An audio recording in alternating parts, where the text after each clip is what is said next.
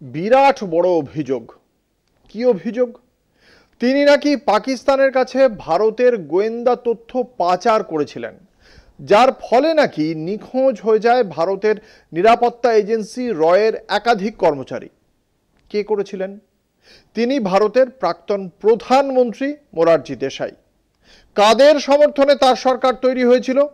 অটল বিহারী বাজপেয়ী, এল.কে. আডবাণী। একথা বলা হয়েছে একটি বইতে।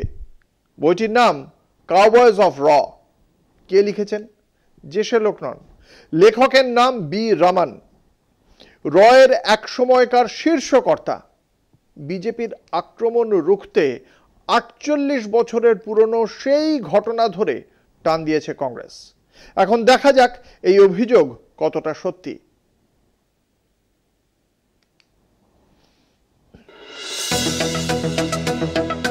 সংঘর্ষ বিরতির পর প্রধানমন্ত্রী নরেন্দ্র মোদী এবং বিদেশ মন্ত্রী জয়শঙ্করের বিরোধী দলনেতা রাহুল গান্ধীর প্রশ্ন বিজেপিকে কি অস্বস্তিতে ফেলছে? বেনজিরভাবে শাসক দল যেভাবে বিরোধী দলনেতাকে মির্জাফর বলছে, তাতে এমন মনে হওয়ার কারণ রয়েছে।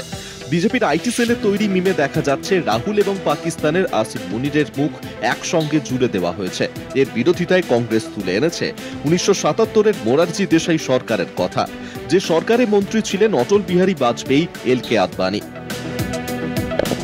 ভারতের রিসার্চ অ্যান্ড অ্যানালিসিস উইং এর head of the counter terrorism division পদে দীর্ঘ সময় ছিলেন বহু কুটুম্বী রমন। তিনি তার আত্মজীবনী দ্য কাউবয়েজ অফ র ডাউন মেমোরি লেন বইয়ে বিস্তারিতভাবে লিখেছেন। হিন্দুত্ববাদী নেতাদের সমর্থনে 1977-এ মোরারজি দেশাই যখন প্রধানমন্ত্রী, তখন তার সঙ্গে কি ধরনের বন্ধুত্ব ছিল পাকিস্তানের প্রেসিডেন্ট জেনারেল জিয়াউল হকের। বি রমন লিখেছেন, পাকিস্তানের প্রেসিডেন্ট জিয়া মাঝে মধ্যেই মোরারজিকে ফোন করে নানা গল্প করতেন। এমনকি তাদের মধ্যে ইউরিন থেরাপি নিয়েও কথা হতো। পাকিস্তান সেই সময় সমস্ত আন্তর্জাতিক নিয়ম ভেঙে গোপনে পরমাণু শক্তিধর দেশ হওয়ার চেষ্টা চালাচ্ছে।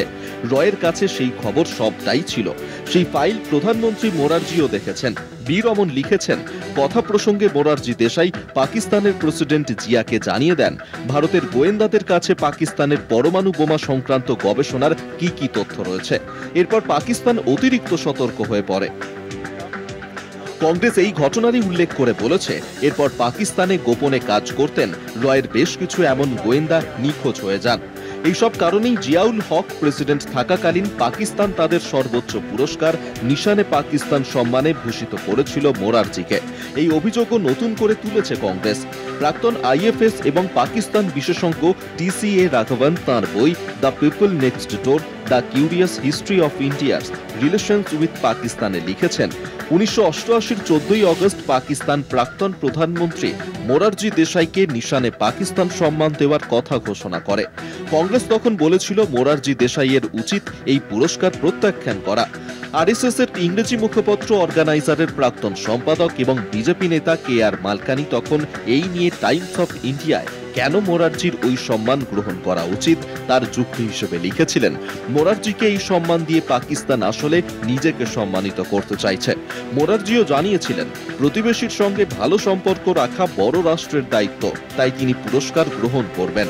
3 বছর পর ভিপি সিং সরকারের আমলে যেদিন পুরস্কার দেওয়া হলো, সেখানে উপস্থিত ছিলেন ভিপি সিং সরকারের মন্ত্রী বিজেপি নেতা সুব্রমণিয়াম স্বামী। এই দুটি তথ্যই বুধবার কংগ্রেস কামানের গোলার মতো ছুড়ে দিয়েছে বিজেপির দিকে। বিজেপি কি এর জবাব দেবে, সেদিকেই এখন তাকিয়ে রাজনৈতিক মহল। কলকাতা টিভি।